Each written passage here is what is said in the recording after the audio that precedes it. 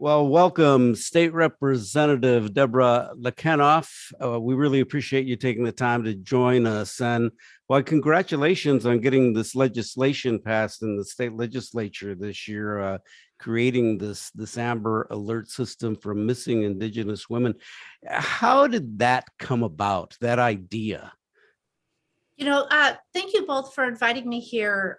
It's been an incredible journey and an opportunity coming into potentially my fourth term.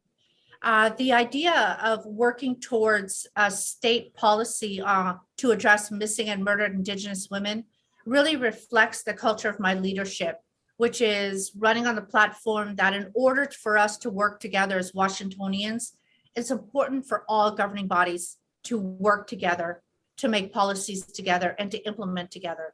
The Missing and Murdered Indigenous Women's and People's Alert System really came about when I thought, in a conversation with my broadcasters, my tribal leaders, the Attorney General, Senator Maka Dingra, to say, how do we better bring all tribal, local, state, and federal together? And that is building a policy where they're all sitting at the kitchen table, rolling up their sleeves and addressing a crisis that the public had only thought, or government officials, that's an Indian issue.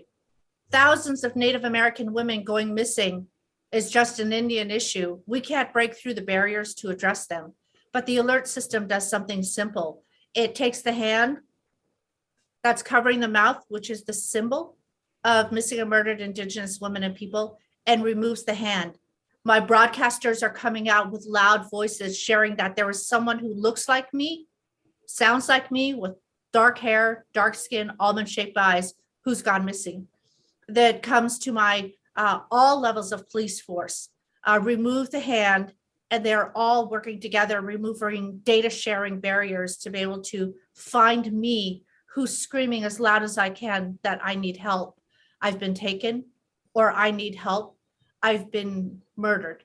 And this is how this story of creating this alert system came about, with a lot of really great people, people who care, and policy people who realize that this is beyond one government's reality. This is Washington state and the nation's reality.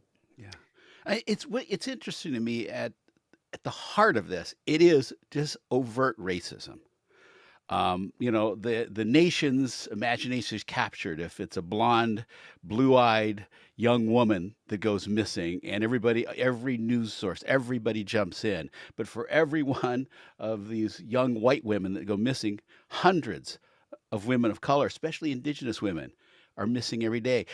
What is, aside from the racism, what is it that puts Native women at such high risk? I'll be honest, and thank you for pulling me into that question, and the reality of how much my own life is in threat every day, and my daughter's life, and my auntie's and my grandmother's life has been endangered forever since Indigenous women, Native American women have called this place home. This is our Washington state, this is our America, but in the place that is ours, we are the first ones to be murdered. We're the first ones to be taken. And this goes all the way back to the colonial days. Mm-hmm. I have to say, we were talking about statistics earlier. The statistics say that it's every 4 out of 1. There are 4 Native, it's 4 times likely and 4 times factually that a Native American woman is taken than a white woman. And so take that into consideration. It has been those numbers as far as we've captured data on this. And it hasn't been that long. There's also, amongst all the races in America, Native American women are at the highest, the number 1 place to be stolen or to be murdered. We talked about, is this a reflection of racism? Is it a reflection of genocide? When do Native American women's lives actually matter? When are we going to be protected? When will I know that my daughter's daughter will be able to walk through the public in a public setting and not be taken, or in any area and not be taken? I was talking to a friend of mine as I'm sitting with my colleagues here and talking to my communities of color and sitting at your kitchen table and sitting at another community of color's kitchen table. She said, Deborah, our communities, we have missing people. Why yours? Why just the Native American woman? Why are we doing this for just you? Well, it's because our women are being taken the most. Our women are being murdered the most. And no government has really taken into consideration how they're going to address this crisis. And believe me, this isn't just in North America. This is happening across Canada. There is actually a road of tears where the Native women are either taken or dumped. I have to raise my hands to the Yakima Nation, who has the highest number of women that have been taken in the history of Washington on the largest reservation in the Northwest. Right now, my heart goes to Patsy Whitefoot, who is a Yakima elder and a Yakima leader and an advocate for missing and murdered Indigenous women. Yakima Nation is working with Microsoft to map where all these women are being taken so we can begin the investigation of why it's happening. And you could call it racism and genocide, right? But let me be real for just a moment. And this is going to be difficult for me to say. And I share this with my sisters who look like me and sound like me. The people who are taking our women and are murdering our women are not just people of another color. It's happening today in our own reservations with the impacts of drug abuse, drug use, and with human trafficking. Some of our areas where we're being taken is within our own casinos, our own powwows.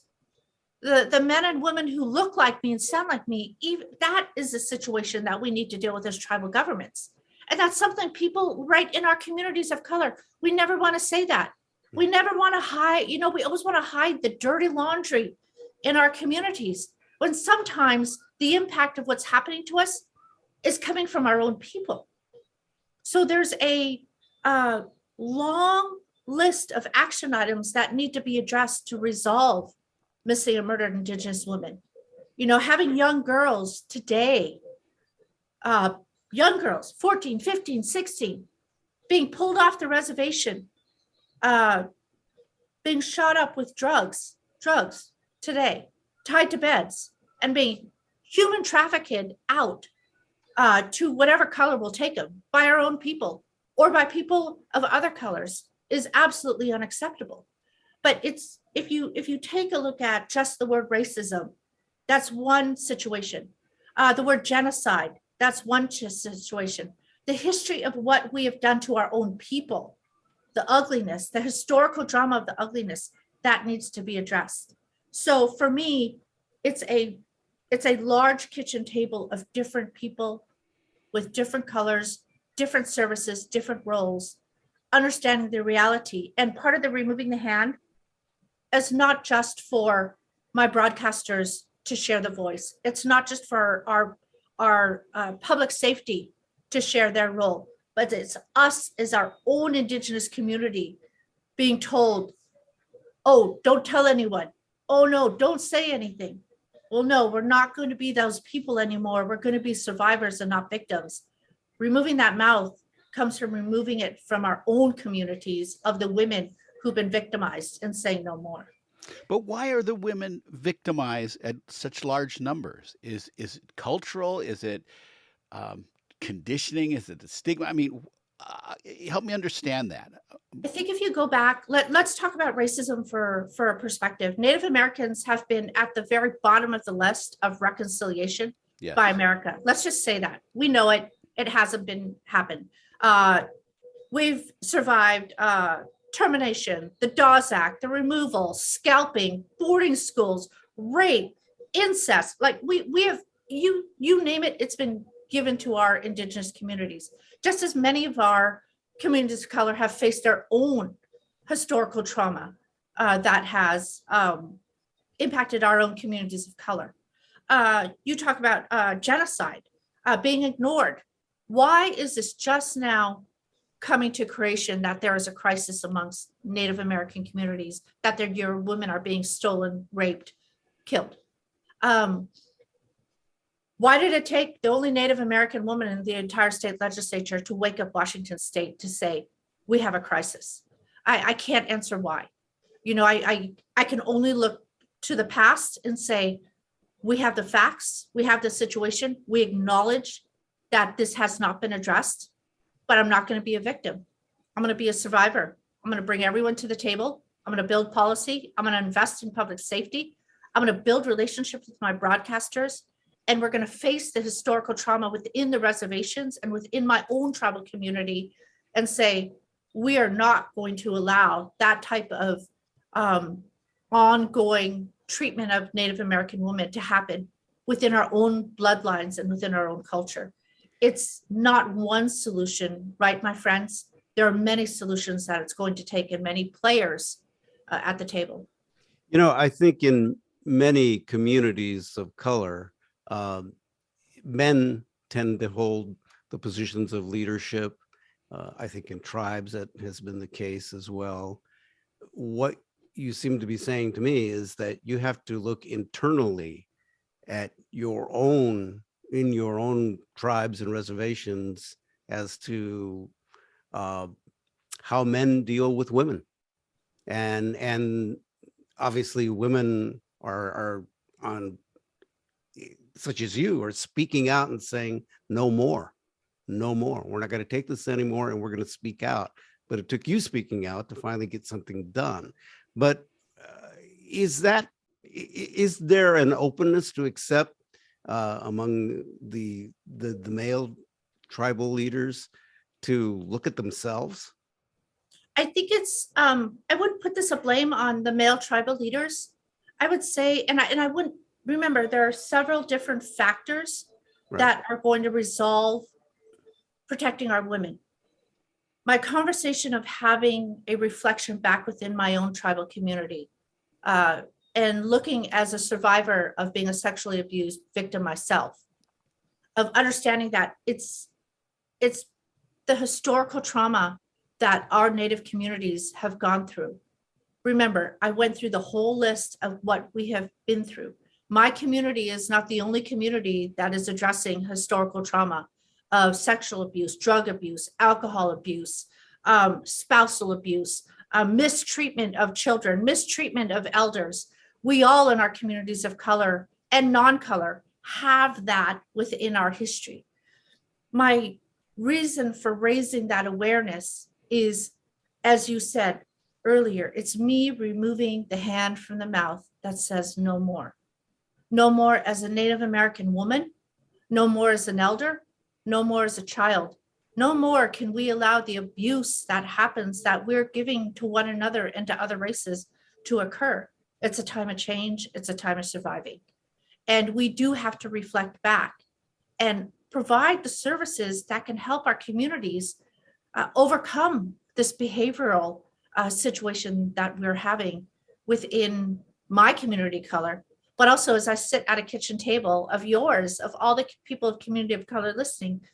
We need to implement our own survival and not so much look at the past, but acknowledge it, understand it, and provide steps to move forward. And that's what this alert system does, because I think this alert system is one of many. And I'm sorry, I don't mean to interrupt, but it's one of many steps that need to be taken, right? Our missing women are being taken and being, in some situations, shot up with drugs, being human trafficked, being taken from their communities with the promise of living in a city and getting off the reservation, and then being stuck in the city and not able to return home and living on the streets. This happens in LA, Seattle, Spokane, and Anchorage. I'm just speaking of the northwest of my area. I know some of the highest populations of homelessness are the Native Americans living within these cities who can't return home. You mentioned that you have been sexually abused on this issue, and I'm sorry that happened to you. But on this issue, have you lost friends or family members that are missing, that are now missing? Um, in my own personal experience in a small community in a village of 300, I can sit in a room with 5 women and say, how many of us have been abused?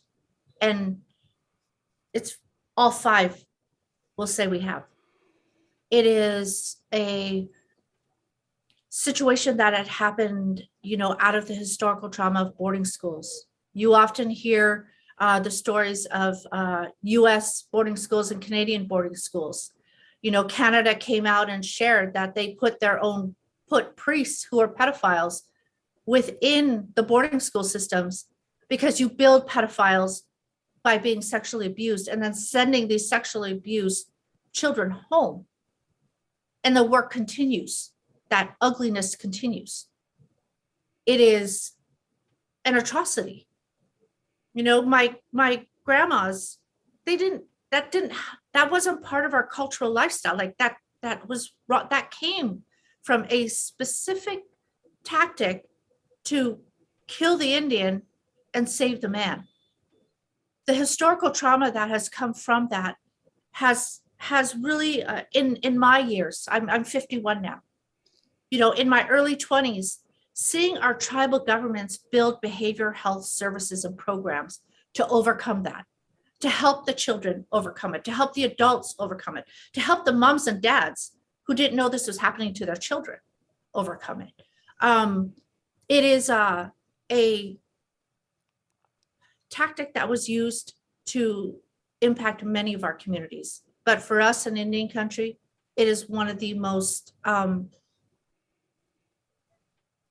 heartbreaking tactics that our non-natives in colonialized government systems used to get rid of us. But we're still here. I'm here as a survivor. I'm here engaging with young women, young men. I stood on the floor of the People's House for the first time and shared my own story of what happened to me when we worked on the bill that included sex ed within our school systems. Because if I'd known good touch and bad touch at 5 years old, and I was taught that, would I have still had that happening? These are the things that I really support and promote: removing the hand from the mouth and acknowledging and helping. Wow. So how hard was it to get this bill pushed through? I mean, let's face it, the legislature is, Democratic. It's somewhat progressive, but it's still dominated by white men. How much resistance was there to this? I have to tell you, there was none. Good. That's good to hear. I have to hear, I run as the only Native American in the state legislature. You can imagine how busy my kitchen table is. How do we do this, Deborah? How do tribes work? What is sovereignty? What is the difference between equity, diversity, and sovereignty? What is it even as tribes? There are 29 tribes. Not all of them have lobbyists. Of the 21 tribes who do have lobbyists, there's only one who's Native American. There's only one lobbyist who's Native American. That young lady and myself are the only 2 voices that speak Native American Washington tribal sovereignty within the state legislature. So being as busy as my platform is and my kitchen table is, sitting down with my Republican colleagues who I have a good relationship with. Many of my bills you see have Republican support, because at the end of the day, the issues that I'm moving involve all governing bodies. And at the end of the day, remember, Matt, this young lady who's screaming, she doesn't care whether you're a senator or a representative, a Democrat or a Republican, and she doesn't care what badge you have. Just find me. At the end of the day, that was one of the biggest messages. Find me or save me. And the Senate and the House fully supported that it is all of our responsibility. And gosh darn it, why didn't we do it sooner? Right. My Republican brothers and sisters, same. They did not even pause. Representative J.T. Wilcox has had an incredible relationship with Native American communities, and knowing the concept of public safety was important. Representative Mossbooker was very important in this role of sharing from her public safety experience. You know, I raised my hands to the work of Representative Jacqueline Maycomer, coming out of the Colville area, one of the largest reservations, Mossbrooker, coming out of the Yakima Nation. They know land space, they know public safety, they know the need to bring badges together to find a woman. It was great support from the governor's office, Washington State Patrol. Couldn't thank them enough for the support. But my appreciation goes to the head of the public safety, which is Attorney General Bob Ferguson, who within a very short time period, and you can understand bureaucracy, right? Imagine how much stakeholding and how much bureaucracy it takes to do a bill. Less than a day, I sent the bill over to Attorney General Ferguson and said, can this be an Attorney General sponsored bill? Agency request is the terminology, because agency request moves a bill quickly. Right. Without a blink of an eye, the head of the public safety for the state of Washington said yes, and his staff fully got behind it. This is what we can do when we remove barriers and we collaborate. The recognition of Senator Maka Dingra, a woman herself of a community color, stepping forward and saying, absolutely, as a prosecutor myself, we know that this is important for the state of Washington. Again, why did it take so long? You know, it would be nice if you could take the bipartisanship that you were able to have to pass this legislation and for folks to get behind it and sprinkle it all over the legislature and maybe around the country, that we could have some unity on these issues. I wanted to know, okay, your background, where were you born and your tribal affiliation? Thank you so much. I forgot my own cultural teachings. I was so I was waiting for you to give us the thing off the top where you an acknowledgement, which we should have done actually. Thank you for bringing me back to my appropriate teachings. My Thlinkit name is Hishchisi. I am Alaska Native. I am Thlinkit from Southeast Alaska and Aleut from Southwest Alaska. My Thlinkit name is means a time of change. It means that place where the baby frogs live during the in-stream flow. Baby frogs hide within that clean water, that healthy habitat. It is that place that shows safety and healthiness. When the frogs are gone, your world is gone. You have no more clean water, clean air. You don't have a food system. You don't have a culture. You don't have a life. It's been passed down from grandmother to grandmother. I come from a matriarch society from my grandmother's side. I have served my Native American communities my entire life. I am raised in a small village of 300. When the tide is out, the table's set. Everything I know comes from the people that have taught me to serve and to give back, to provide a place where everyone has a voice. I've served Washington tribes for over 20 years. I served as government affairs director for the Swinomish tribe. Interesting enough, I had the opportunity to learn from tribal chairmen my whole entire 20 years in Washington state. Past chairman of Swinomish was Brian Clattersby. He served as president of the Association of Washington Tribes, which served all 29 federally recognized tribes. He served as the affiliated tribes of Northwest Indians as the president, which represents all 57 tribes. So imagine him evolving into being the president for 2 terms for the National Congress of American Indians. I share that with you so you understand the breadth of my service to give back, and also the ability to negotiate across the aisle, to negotiate within my own Democratic Party, which can be a family within itself. And I think sitting at your kitchen table will understand that.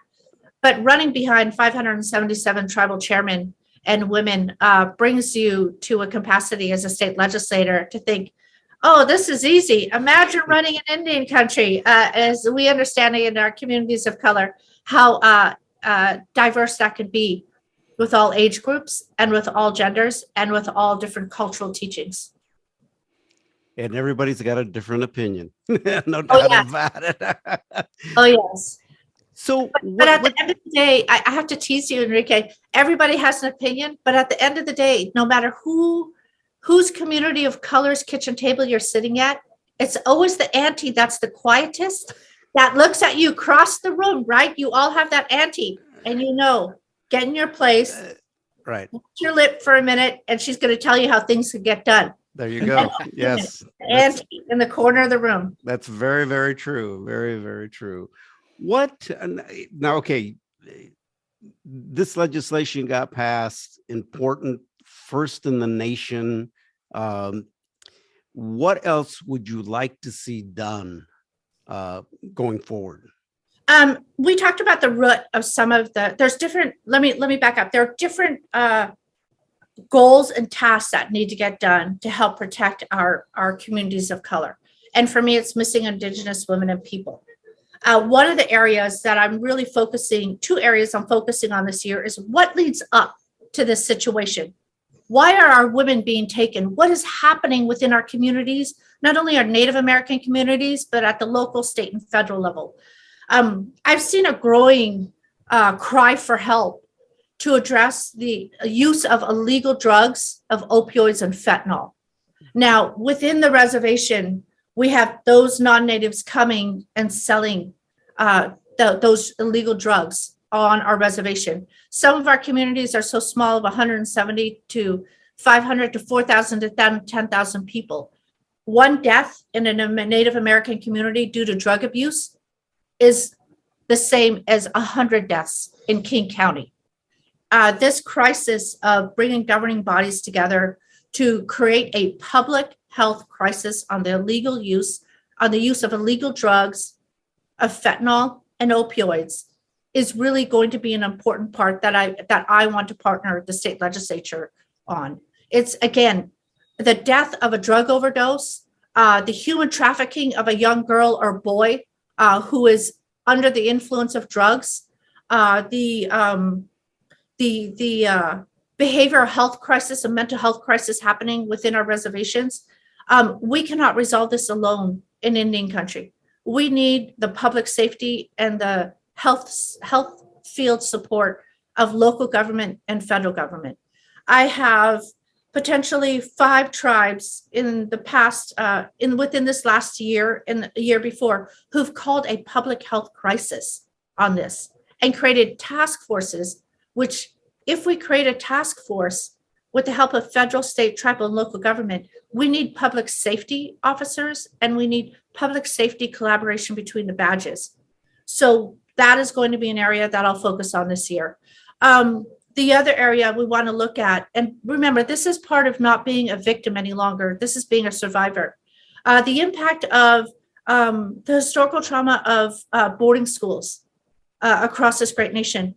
Canada has really worked hard on creating solutions to that, and that's the implementation of stronger behavioral and mental health programs within our Native American communities. But you would know as well as I do, the state of Washington has a crisis because we don't have enough behavioral health folks in that career system across the state and across the nation. So building the workforce, building the capacity, building the collaboration, it doesn't care, we don't care who has the, again, badges or the stethoscope around their neck. We need help in the health field to be able to address that. These are all steps in the long-term generational thinking of creating healthy Washingtonians. Whether you're a Washingtonian who's been here 4 or 5 generations or first generation, or one who's been here since time immemorial. As a Washington State representative, I am Washington State. I'm no longer just a Native American member. I am helping the legislature build collaboration. But I have to make sure that every one of our Washingtonians are getting the help that they need.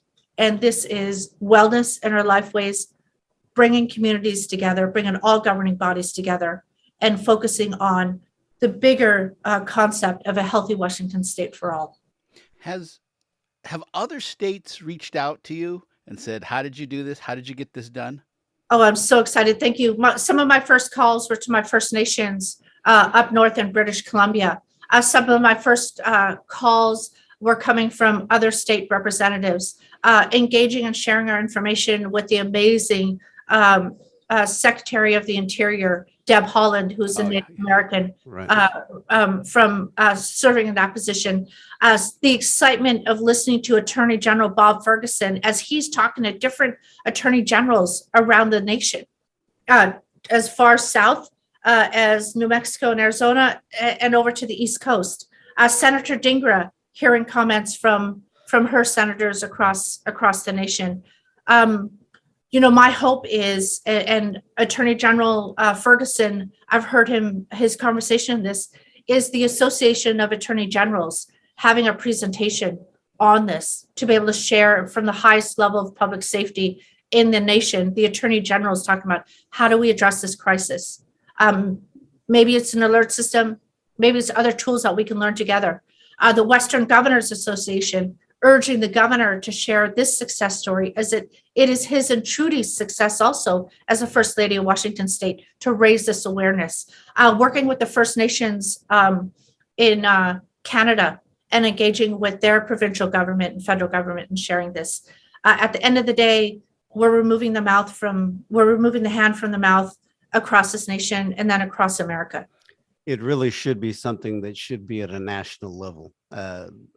Just to me, there should not be any doubt about that. And if, again, back to that bipartisanship thing, that's how this should be done altogether. As we close here, anything that you want to say out there to the folks that listen to this podcast, but the public in general, about this issue and also Native issues, which I think tend to get really overlooked completely. And yet the history of our country is based with Indigenous people. I think one of the greatest quotes that I learned from my past boss, Chairman Clattersby, is that we're survivors. We're still here, and we be here long after everyone else is gone, because our roots are deeply intertwined within the grounds that everyone in this America walks on. Our bloodlines are intertwined into the water. Our bloodlines are entwined to the resources. Our cultural laws and values come from everything that Washingtonians and Americans look at. This is our place, first and foremost. We cannot just go anywhere. We cannot just pick up and move to Canada, move to South America, and call someplace home, because we'll lose the very essence of who we are as Native American people. I told you HCC comes from the place where I call home, but it's intertwined, because once those frogs are gone, my culture's gone, my namesake is gone, my bloodline is gone. Everything that I know who creates my culture is gone. So we fight so hard within the place that's been ours since time immemorial to protect what has been passed down to generation to generation. Native Americans have always been the people who welcome and give, but don't take from us. There's only so much taking that we can withstand before we as Native Americans become an endangered species within our own America. It'll list the salmon. It'll list the killer whale. It'll list the Native Americans. You know, they look to us, and I say they as the everybody else but us. I think, well, you should adapt. You can't be Native and be an American. When I ran for office, you'd be shocked. 3 years ago, I was told you have to pick between being Native or being an American, because you can't be both. Wow. 3 years ago. These are the realities of which we live in today. But I can't look to that person and be hateful, right? Because there's no room for hate. If there's room for hate, then we're not going to survive. You have to be compassionate. You have to be thoughtful. You have to strategize. You have to teach next generation down to have hope, because we always make decisions generations from now. I'll do my little bit of work here, just as my chairman did before me. Chairman Clattersby did a little bit of work. I'll do a little bit of work. My daughter will do a little bit of work. Every generation will do a little bit of work to make sure that we sustain our quality and our way of life. Because remember, we're part of this land. We're part of everything that you all call home. And we'll protect that with good policy, with collaboration, and remembering that If you reach the hand in front of us, my ancestors will help carry me. If I reach my hand behind us, I'll take the next generation with me, because it's not about me, it's about them and they, and it's about the next ones to come. That's what makes me quite different in the state legislature. I'm not there for a 2-year decision. I'm there to do my part for generations of thinking. And if I have cool and clean water, I have good policy, I'm protected, I bring awareness to this crisis that we're facing of missing and murdered Indigenous women, it's only going to help all of my communities of color that are sitting around this kitchen table with me. State Representative Deborah Lakanoff, thank you for your service and your efforts, and just keep at it. And thank you for your truth. Yeah, very much so. We really appreciate it. Thank you so much.